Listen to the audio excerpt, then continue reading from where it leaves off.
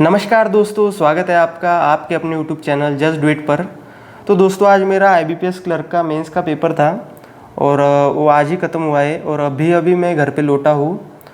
मैंने सोचा था कि मैं कल रिव्यू डालूँगा इसका, लेकिन बाद में सोचा कि फिर मतलब कल देर हो जाएगी बहुत ज़्यादा, तो इसलिए मैं अभी इसका रिव्यू डाल रहा हूँ।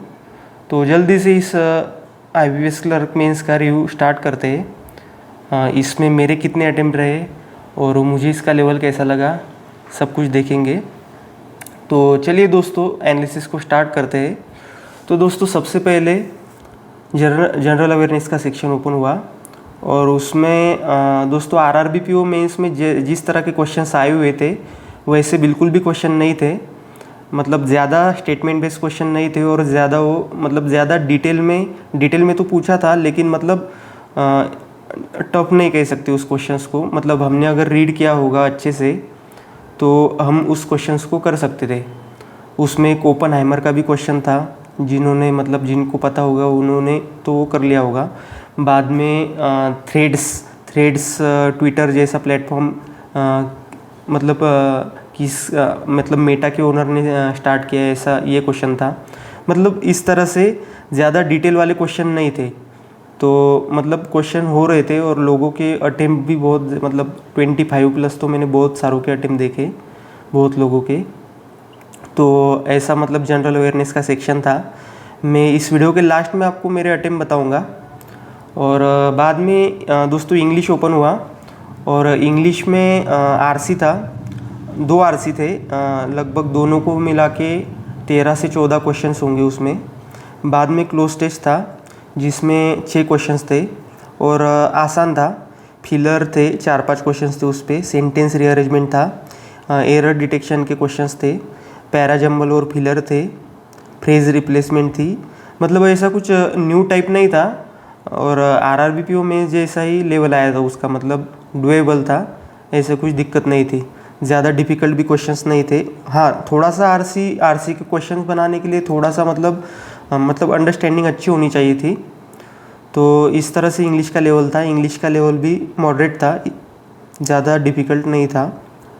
बाद में दोस्तों रीजनिंग ओपन हुआ और रीजनिंग में 2 सेक्शंस थे, सेक्शन A और सेक्शन B। सेक्शन A में 2 मार्क्स के क्वेश्चंस थे, जिसमें कि 10 क्वेश्चंस थे और उसका वेटेज 20 मार्क्स था। मतलब 50 क्वेश्चंस होते हैं रीजनिंग में और उसका वेटेज 60 होता है।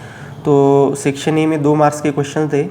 उसमें एक लीनियर सीटिंग अरेंजमेंट था, उसमें 13 घर दिए हुए थे और उसमें 9 लोग रहते, मतलब 4 वैकेंट थे।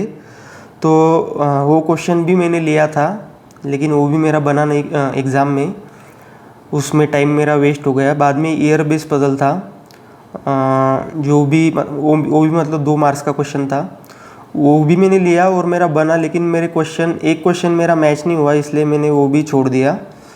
बाद में 1-1 मार्क्स के क्वेश्चन थे, उसमें डायरेक्शन एंड डिस्टेंस था, उसका 1 क्वेश्चन था। सिलोजिज्म के 3 क्वेश्चन थे। कोडेड इनइक्वलिटी था जिस पे 3 क्वेश्चन थे। डाटा सफिशिएंसी था जिस पे 3 क्वेश्चन थे और रिजल्टेंट वाला क्वेश्चन था, उस पर शायद 3 से 4 क्वेश्चन होंगे। और वो मैंने मतलब वो स्टार्टिंग में लिया, मतलब लेना चाहिए था। मैंने पज़ल के अलावा वो करना चाहिए था, क्योंकि मैंने सोचा कि मैंने इसकी प्रैक्टिस ही नहीं की थी, तो इसकी वजह से मुझे लगा कि वो मेरे से होगा नहीं। लेकिन लास्ट में देखा तो मेरे से 1 क्वेश्चन बन गया उसका ईज़िली।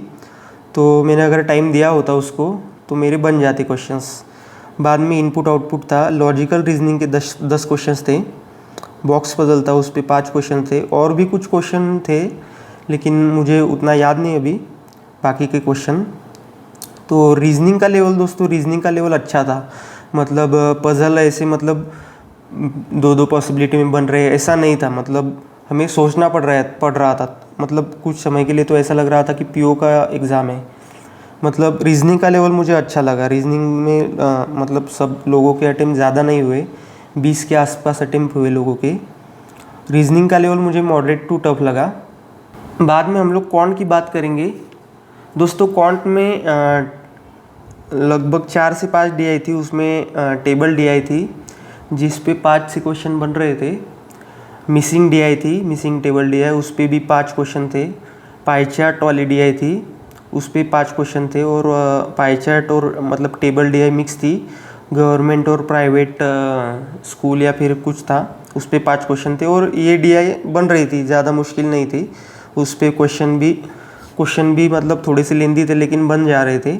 एक क्वेश्चन मैंने उसका नहीं किया, मैंने इसमें सिर्फ 4 क्वेश्चन बनाए। बाद में कैसलेट डीआई थी, वो भी मैंने ट्राई की, उसमें वेरिएबल था तो वो भी मेरे से नहीं बनी। बाद में क्वाड्रेटिक इक्वेशंस थे, उस पर 3 क्वेश्चन थे। अप्रोक्सीमेशन था, उस पर 3-4 क्वेश्चन थे। और ये दोनों इजी थी, मतलब नॉर्मल थी। बाद में नंबर सीरीज़ थी, उस पर 2-3 क्वेश्चन थे, लेकिन वो डायरेक्टली नहीं पूछे थे उन्होंने। मतलब एक सीरीज़ दे गई, मतलब उसमें रॉन्ग नंबर पूछा, और रॉन्ग नंबर और एक और नंबर था उसका रेशियो दे दिया, मतलब थोड़ा सा घुमा के दे रहे थे। और उस पर 2 क्वेश्चन थे ऐसे।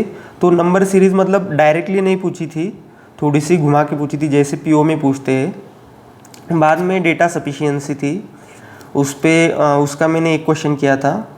क्वांटिटी वाले मैंने शायद 2 क्वेश्चन किए थे, और अरिथमेटिक का मैंने एक 2 क्वेश्चन किए थे अरिथमेटिक के।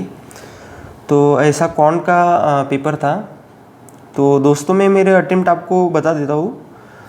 दोस्तों मैंने जीए में 26 अटेम्प्ट किए, इंग्लिश में 31 अटेम्प्ट किए, और रीजनिंग में मेरे से 13 ही हुए, और वो भी 1-1 मार्क के ही हुए। क्योंकि रीजनिंग में मैं फंसा था यार दोस्तों, मतलब मैंने गलत क्वेश्चन को चूज़ कर लिया, मतलब मैंने अपने पैरों पे कुल्हाड़ी मार दी। मैं उसमें मतलब कुछ एक्सक्यूज़ नहीं देना चाहूँगा, मतलब खुद की गलती मानूंगा मैं उसमें। और क्वांट में मैंने 18 किए, उसमें भी मतलब 2-3 और हो सकते थे, तो मेरा ओवरऑल 88 बना।